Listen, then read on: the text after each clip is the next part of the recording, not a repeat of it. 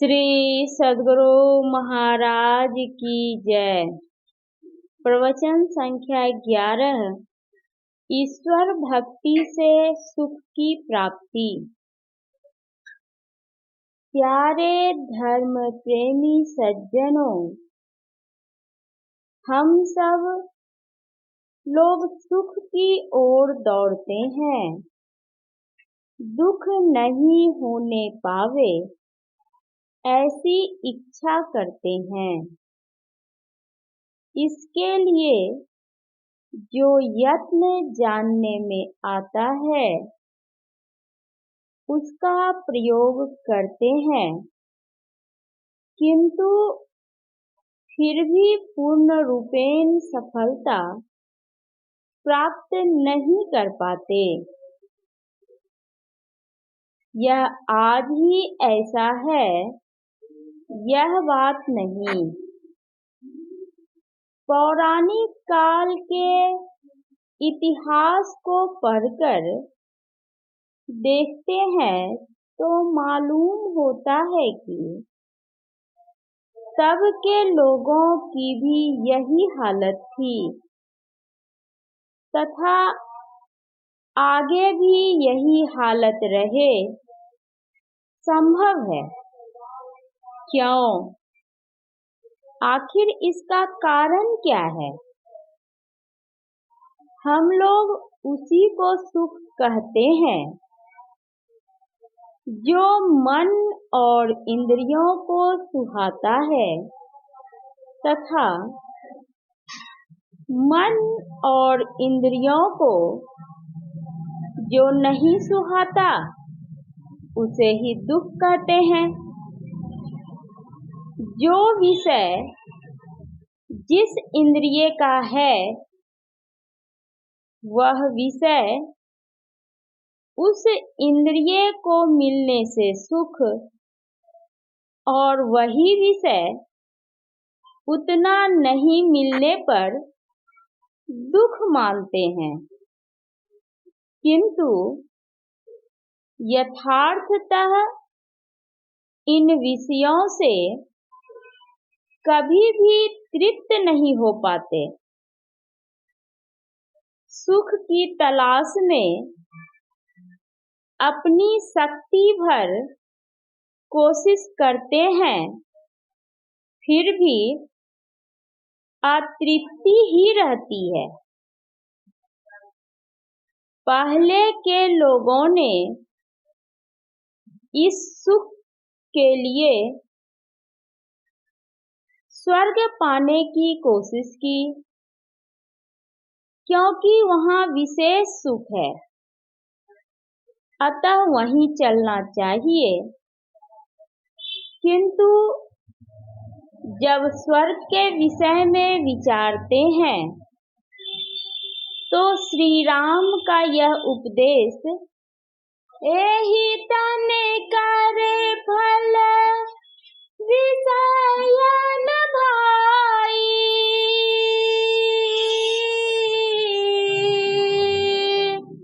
स्वर्गहु स्वल्प अंत दुखदाई,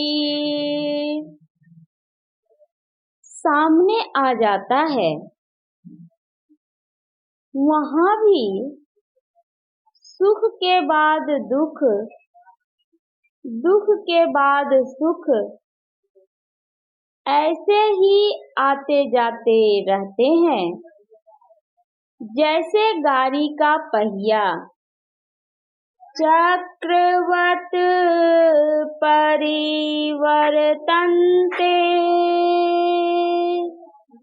दुखानि च सुखानि च।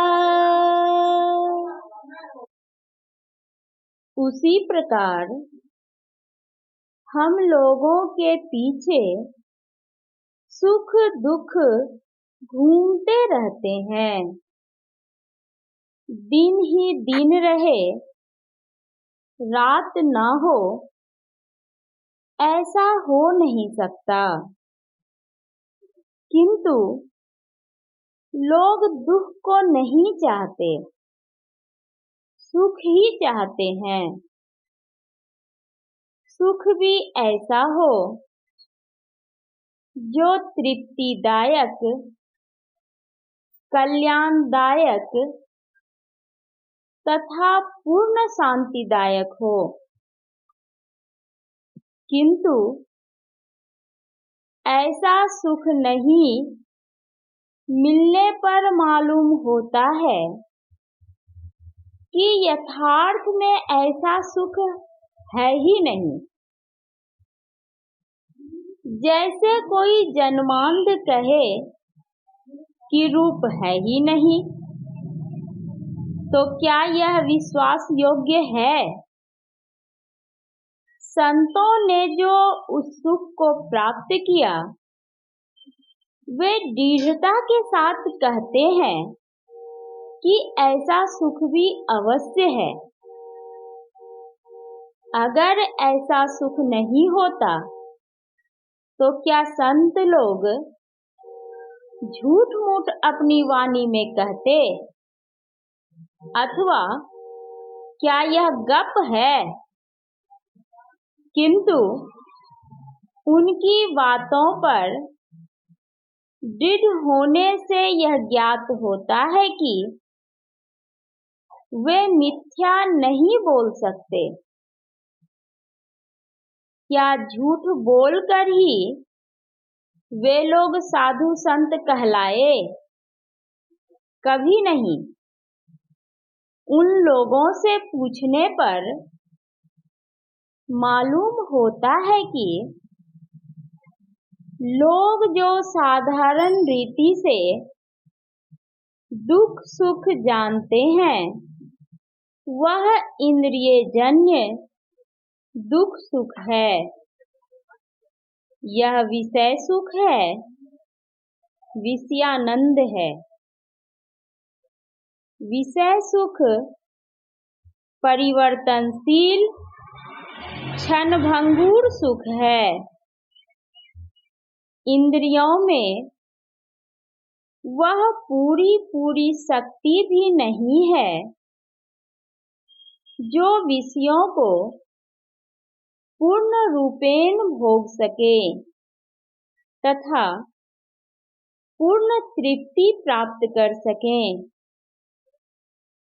जिसमें पूर्ण शक्ति ही नहीं, वह विषय को पूर्ण रूपेण भोग कैसे सकती है तथा उससे जो तृप्ति हो वह पूर्ण कैसे?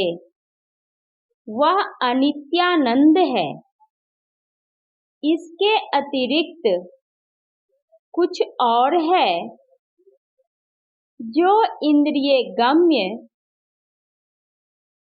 5 कर्मेंद्रियां, हाथ, पैर, गुदा, लिंग तथा मुंह, 5 ज्ञानेंद्रियां, आँख, कान, नाक, जिह्वा तथा त्वचा, 4 अंतःकरण, मन, बुद्धि, चित्त और अहंकार, कुल 14 इंद्रियां नहीं है।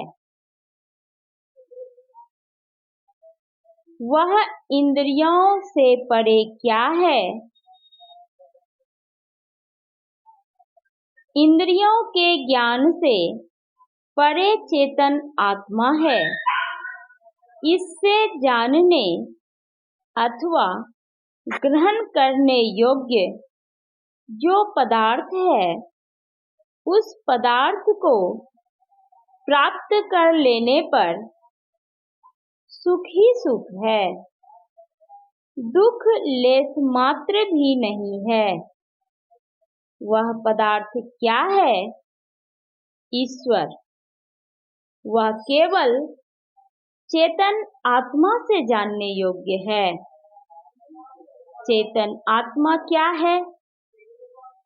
जब इस पर विचारते हैं तो पता चलता है कि इस शरीर में मैं रहता हूँ, मेरी आंखें, मेरे हाथ, मेरे पैर, मेरा शरीर आदि कहकर जानता हूँ, किंतु अपने को नहीं पहचानता।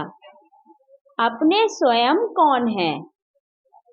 इस पर संत सुंदर दास जी की यह वाणी सुनिए। तू तो कछु भूमि नाही, अप तेज वायु नाही, व्योम पंच विष नाही, सो तो भ्रम कूप है। तू तो कछु इंद्रियेरु, अंतःकरण नाही, तीन गुण तू तो नाही, न तो छाही धूप है। तू तो अहंकार नाही, पुनि महतत्व नाही, प्रकृति पुरुष नाही, तू तो स्वअनूप है। सुंदर विचार ऐसे, शिष्य सु कहत गुरु,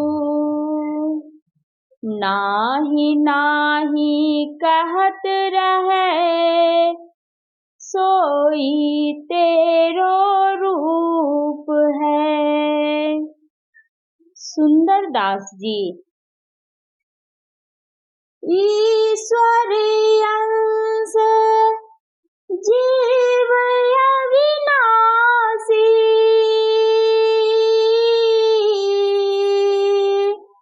चैतन्य अमल सहज सुख राशि। गोस्वामी तुलसीदास। इस प्रकार अपने शरीर में रहने का बौद्धिक ज्ञान तो हो जाता है, किंतु यथार्थ में मैं कौन हूँ, इसकी पहचान नहीं होती। अपनी पहचान नहीं होने पर भी यह ज्ञान अवश्य बना रहता है कि मैं हूँ, तथा ये पंच ज्ञान की, पंच कर्म की तथा चार अंतर की इंद्रियां मेरी हैं, मैं इनसे भिन्न हूँ। किंतु जिस तरह मैं अपने शरीर को पहचानता हूँ, उस तरह अपने को नहीं। अपने की पहचान नहीं होने का क्या कारण है? इस पर संत लोग बतलाते हैं कि तुम अपने को इंद्रियों से जानना चाहते हो, यह कैसे होगा? तुम अंदर में हो और इंद्रियों को बाहरी विषयों का ज्ञान है, अंतर का नहीं। इसलिए तुम अपने को तभी पहचान सकते हो जब तुम अपने अंतर में प्रवेश करो तथा शरीर के घेरे से पार हो जाओ। शरीर का तात्पर्य यह नहीं कि केवल स्थूल शरीर को पार करो, बल्कि जड़ के चारों स्थूल, सूक्ष्म, कारण तथा महाकारण शरीरों को भी पार करो। तब पता चलेगा कि तुम कौन हो तथा उसे अकेलेपन में अर्थात चारों जड़ शरीरों से छूटकर कैवल्य दशा में रहने पर जो सुख मालूम होगा वह कौन सुख है? वह हरि रस का सुख है। उसी को पाने का यत्न करो, तभी वह सुख मिलेगा जिसके बाद दुख नहीं, जो सुख कभी बिछुड़ने वाला नहीं, जिसमें उकताहट नहीं, जो तृप्तिदायक, कल्याणदायक तथा पूर्ण शांतिदायक है। यत्न क्या है? ईश्वर भजन करो, इसी से सब क्लेश दुख मिट जाएंगे। राकापति षोडश उगहि, तारागण समुदाय, सकल गिरिन दवलाइए, बिनु रवि राति न जाय, सियावर रामचंद्र सतगुरु शरणम। ऐसे ही बिनु हरि भजन खगेसा, मिटहि न जीवन के कलेसा। गोस्वामी तुलसीदास जी पूर्णिमा के 16 चंद्रमा अथवा 16 कलाओं से युक्त चंद्रमा उगे, तारे गणों के सब झुंड भी उगे, सब पर्वतों में आग लगा दी जाए, परंतु बिना सूर्य के रात नहीं जाती। हे गरुड़ जी, इसी प्रकार बिना हरि भजन किए जीवों का क्लेश नहीं मिटता। ईश्वर का भजन करने के लिए उसके स्वरूप को जानना आवश्यक हो जाता है। इसलिए उसके स्वरूप की खोज करने जब चलते हैं, तब गोस्वामी तुलसीदास जी तथा संत कबीरदास जी के वचन सामने आते हैं। राम स्वरूप तुम्हारे, वचन अगोचर बुद्धि परे, अविगत अकथ अपारे, नेति नेति नित निगम कह, व्यापक व्याप्य अखंड अनंता, अखिल अमोघ शक्ति भगवंता, अगुणय द्रव गिरा गोतीता, सब दर्शी अनवद्य जीता, निर्मल निराकार निर्मोहा,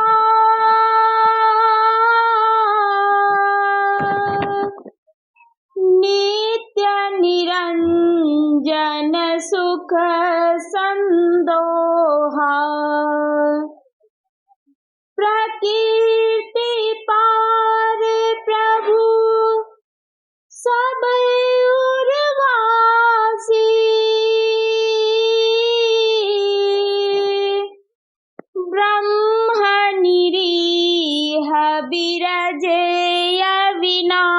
दासी। यहाँ मोह करे कारण नाही,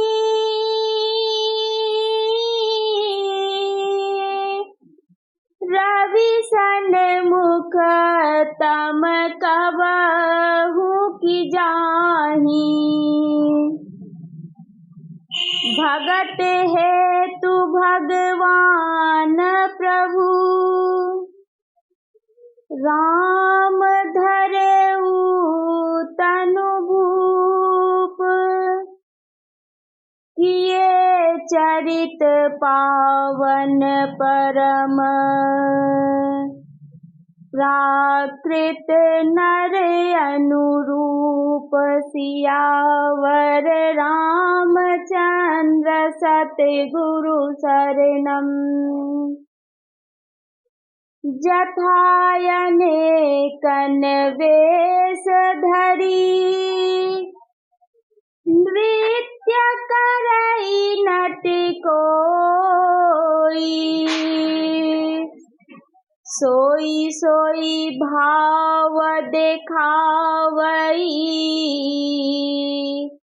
आपु न होय न सोई। सियावर रामचंद्र सतगुरु शरणम। गोस्वामी तुलसीदास जी। नाद बिंदु ते अगम अगोचर, पांच तत्व ते न्यार।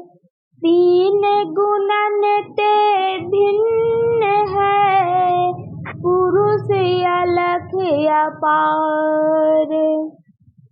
संपुट माहि समाइया, सो साहिब नहीं होय। सकल मार में रमी रहा, मेरा साहिब सोय। सरगुण की सेवा करो, निर्गुण का करु ज्ञान। निर्गुण सरगुण के परे, तह हमारा ध्यान। कस्तूरी कुंडल बसे, मृग ढूंढे बन माही। ऐसे घट में पीब है, दुनिया जाने नाही। स्वरूप अखंडित व्यापी, चैतन्य से चैतन्य। ऊंचे नीचे आगे पीछे, दाहिन बाएं अनन्य। बड़ा ते बड़ा, छोटते छोटा, निहिते सब लेखा। सबके मध्य निरंतर साई, दृष्टि दृष्टि सो देखा। चाम चश्म सो नजरि न आवे, खोजू रूह के नैना। चून चगुन वजूद न मानू, तै सुभान मुना ऐना। जैसे ऐना सब दर्शावे, जो कुछ वेश बनावे। जो अनुमान करे साहब को, क्यों साहब दर्शावे। जाही रूप अल्लाह के भीतर, ते ही भीतर के ठाही। रूप या रूप हमारी आस है, हम दुनहु के साईं। जो कोई रूह आपनी देखा, सो साहब को पेखा। कहे कबीर स्वरूप हमारा, साहब को दिल देखा। कबीर साहब, अब गुरु नानक साहब के पास चलो, वे क्या कहते हैं। अलख अपार अगम अगोचरी, नाति सुकाल न करमा।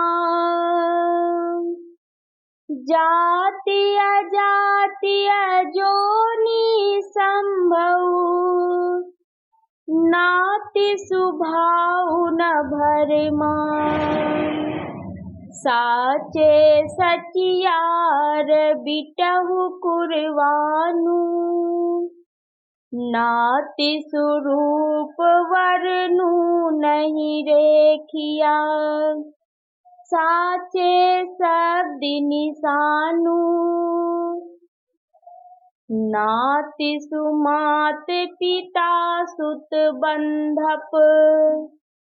नाति सुकामन नारी, अकुल निरंजन अपर परम परु। सगली ज्योति तुम्हारी, घट घट अंतरी ब्रह्म लुकाइया। घटी घटी ज्योति सवाई, बजर कपाट मुक्ते गुरमती। निर्भय तारी लाई। ऊपर वर्णानुसार जैसे गोस्वामी तुलसीदास जी के अभिगत अकथ अपार अखंड अनंता, कबीर साहब के पुरुष अलख अपार स्वरूप अखंडित तथा गुरु नानक के अलख अपार अगम अगोचरी से संतों की वाणी में अनंत अपार शब्द आता है। इन्हीं को ईश्वर परमात्मा कहकर पुकारते हैं।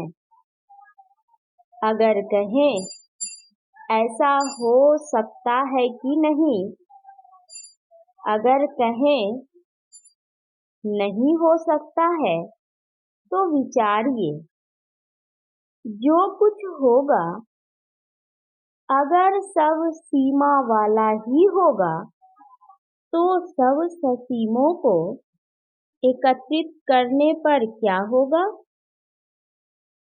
ससीमों का पुंज भी ससीम ही होगा, असीम नहीं होगा। साथ ही यह प्रश्न उठेगा कि सब ससीम पदार्थों के पार में क्या है। यह प्रश्न तब तक हल नहीं हो सकता जब तक कि असीम न कह दें। इसलिए संतों की वाणियों में जो अनंत अपार शब्द आता है वह अतिशयोक्ति नहीं, यथार्थ ही जचता है। एक अनादि अनंत तत्व अवश्य है, इसमें तर्क का स्थान नहीं।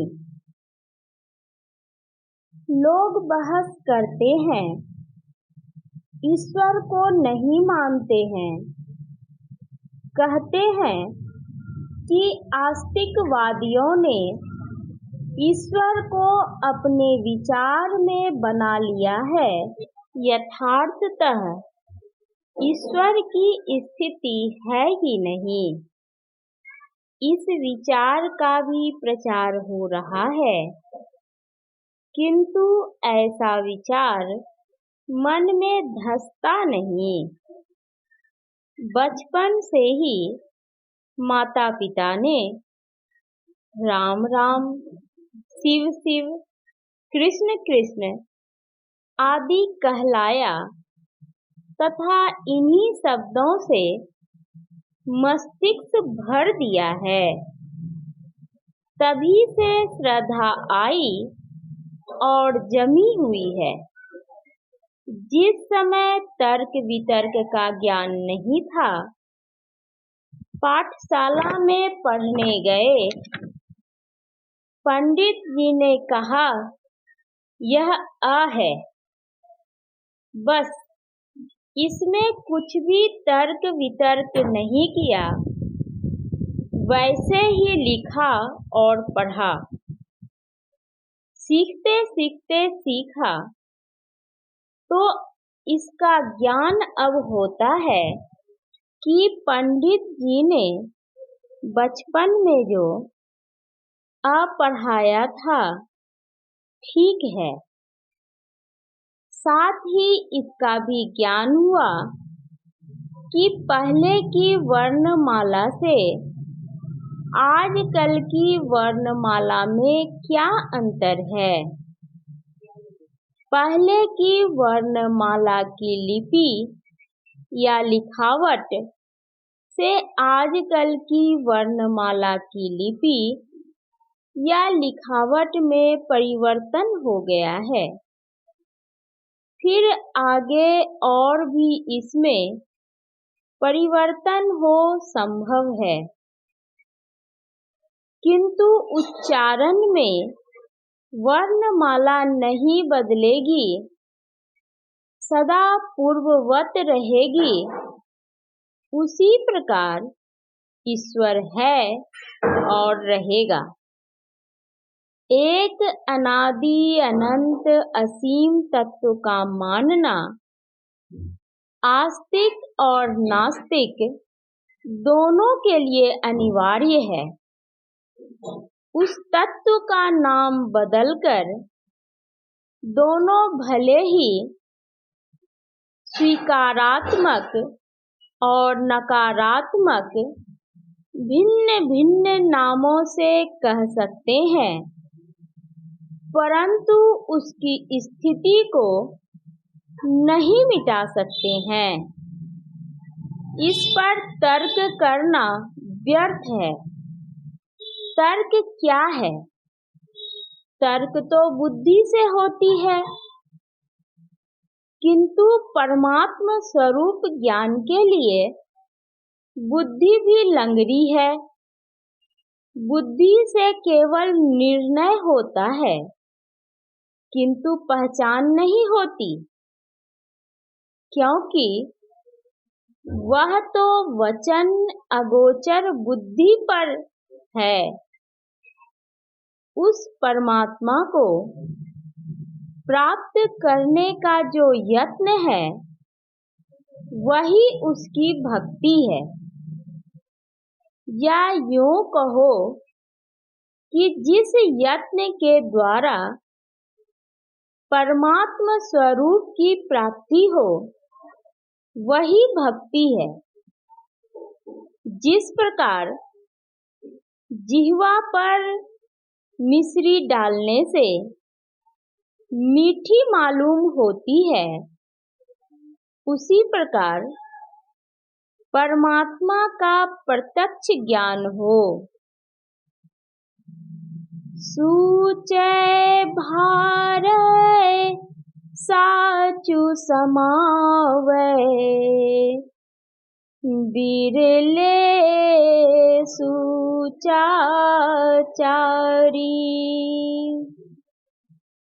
तंते को परम तंतु मिलाइया,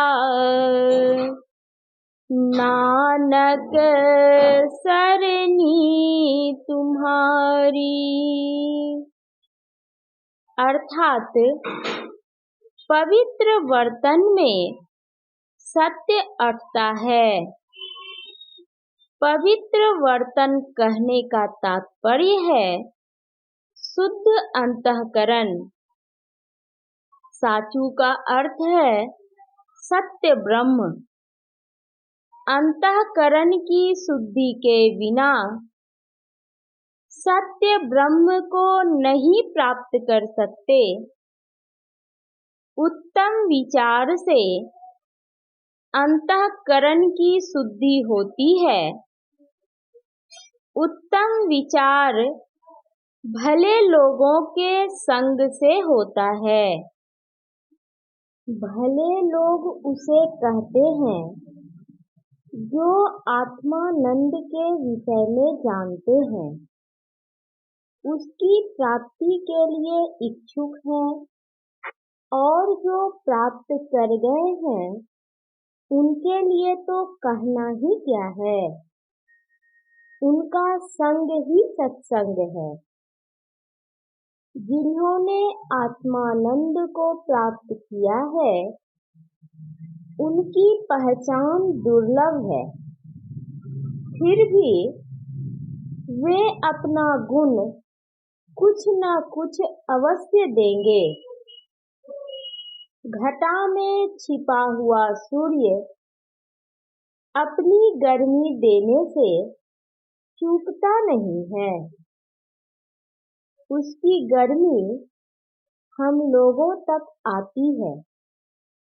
उसी प्रकार संत अपने स्वभाव के कारण कुछ दिए बिना नहीं रहते। कबीर संगति साधकी ज्यों गंधी का बास, जो कुछ गंधी दे नहीं तो भी वास सुवास। कबीर साहब, ईश्वर की प्राप्ति के लिए पापों से बचिए। पापों से बचना अंतःकरण की शुद्धि पर निर्भर है। झूठ बोलना पाप है। झूठ नहीं बोलना चाहिए। लोग अपना दोष छिपाने के लिए अथवा कुछ ठगने के लिए झूठ बोलते हैं। झूठ सब पापों का भंडार है। किसी ने खराब काम किया, उससे पूछने पर उसने बोल दिया, नहीं, मैंने नहीं किया। गोया झूठ की आड़ में उसको छिपा लिया। अतः पापों से बचने के लिए झूठ मत बोलो, चोरी मत करो, नशा न खाओ न पियो, तंबाकू तक नशा है। भांग तमाकू छूतरा अफयूं और शराब, कह कबीर इनको तजै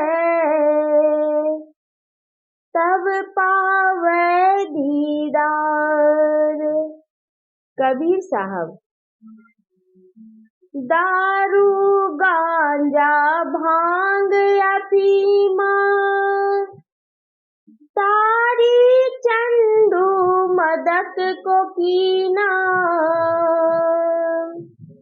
सहित तमाकू नशा है जितने, तजन योग्य तज डारो तितने। नशीली वस्तु के सेवन से मस्तिष्क अच्छा नहीं रहता। नशा लगते लगते ऐसा हो जाता है कि शरीर तक को बर्बाद कर देता है। व्यभिचार मत करो, अर्थात पुरुष वर्ग स्त्री को तथा स्त्री वर्ग पुरुष को कुदृष्टि से अवलोकन न करे, बल्कि पर दारा निज माता जान, हिंसा मत करो। हिंसा उत्तम ध्यान ज्ञान से वंचित रखती है। जानवरों का मारना हिंसा है। कटु वचन कहना, दूसरे की हानि के लिए कुछ काम कर देना हिंसा है। इसलिए मन, वचन तथा कर्म तीनों तरह की हिंसा से बचो। हिंसा दो प्रकार की होती है, एक वार्य, दूसरी अनिवार्य। अपनी रक्षा के लिए श्वास लेते हैं, इससे भी हिंसा होती है, किंतु यह अनिवार्य हिंसा है। एक देश पर दूसरे देश के लोग चढ़ाई करें या लूटे, अथवा किसी के घर में डकैती हो, ऐसी हालत में अपनी रक्षा के लिए उस पर चढ़ाई करनी, मारकाट करनी अनिवार्य हिंसा है। घर के लेप-पोत, बुहारने, खलिहान करने आदि में हिंसा है, किंतु अनिवार्य हिंसा है। किसान खेती का काम करते हैं, इसमें भी हिंसा होती है, किंतु वह भी अनिवार्य हिंसा है। अनिवार्य हिंसा का प्रायश्चित होता है, किंतु वार्य हिंसा का प्रायश्चित नहीं होता। खेती आदि अनिवार्य हिंसा के प्रायश्चित के लिए लोग दान पुण्य करते हैं, अभ्यागत सत्कार करते हैं। पहले अभ्यागत सत्कार करो, पीछे अपने खाओ। अब वार्य हिंसा के विषय में भी थोड़ा सा सुन लीजिए। वार्य हिंसा उसे कहते हैं जिसके बिना हम बच सकते हैं। इस प्रकार पंच पापों से बचने के लिए संत महात्मागण उपदेश करते हैं। साथ ही मांस मछली का भोजन भी मत करो, क्योंकि इसमें भी हिंसा होती है। मनुस्मृति में 8 घातक लिखे हैं। पहला, हिंसा करने के लिए आज्ञा देने वाला। दूसरा, हिंसा करने वाला। तीसरा, टुकड़ा करने वाला। चौथा, बेचने वाला। पांचवा, खरीदने वाला। छठा, पकाने रांधने वाला। सातवां, परोसने वाला तथा आठवां, खाने वाला। दूसरी बात यह है, भोजन में अपना अपना गुण कुछ न कुछ अवश्य रहता है। अगर अपना अपना गुण अलग अलग नहीं होता तो भांग खाने पर नशा क्यों आता? स्वर्ण भस्म खाने पर जितनी गर्मी आती है, गोईठे को जलाकर खाने से उतनी गर्मी क्यों नहीं आती? इससे प्रत्यक्ष है कि भोजन अपना अपना गुण रखता है। हमारे शरीर में जो परमाणु हैं तथा पशु शरीर में जो परमाणु हैं, दोनों एक ही गुण वाले नहीं हैं। पशुओं के परमाणुओं में विशेष अंधकार और अज्ञानता है। हमारे अंदर भी अज्ञानता तो है ही, परंतु पशुओं से कम। फिर पशुओं को खाकर उनके परमाणु को अपने शरीर में बढ़ाते हैं। इसलिए ईश्वर भक्ति में ये बाधक है। कबीर गुरु की भक्ति का मन में बड़ा हुलास, मन मन सा मांझे नहीं, होन चाहत है दास। उपनिषद में है, ना विरतो दुश्चरिता ना शांतो ना समाहितः ना शांत मानसो वापि प्रज्ञानेन माप्नुयात्। कठ द्वितीय वल्ली अध्याय 1। जो पाप कर्मों से निवृत्त नहीं हुआ है, जिसकी इंद्रियां शांत नहीं है और जिसका चित्त असमाहित या अशांत है, वह इसे आत्मज्ञान द्वारा प्राप्त नहीं कर सकता।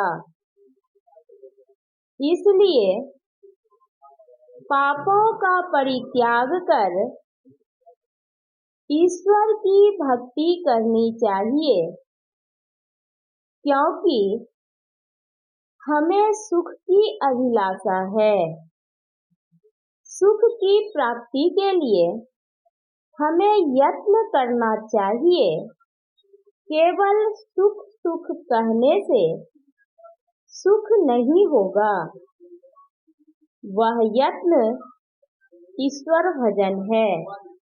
इसी से परम शांतिमय सुख मिलेगा।